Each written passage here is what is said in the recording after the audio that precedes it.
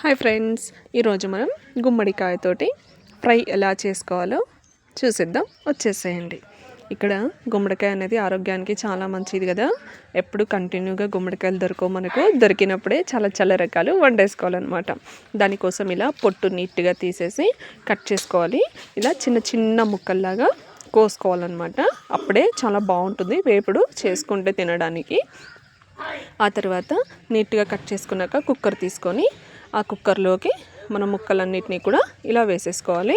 ఆ ముక్కలు వేసుకున్నాక దానికి సరిపడా కొద్దిగా నీళ్ళు కూడా పోసేసుకోవాలన్నమాట.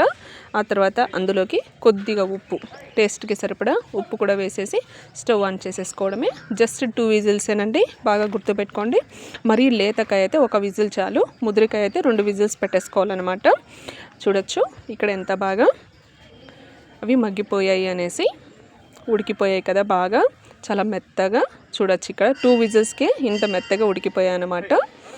ఆ తర్వాత పోపు పెట్టేసుకుందాం రండి. పెనం పెట్టేసుకొని కొద్దిగా ఆయిల్ వేసేసుకొని పప్పు దినుసులు ఏవైతే మనం వేసుకోవాలనుకుంటామో అవన్నీ కూడా ఒక్కొక్కటిగా వేసేసుకోవాలన్నమాట.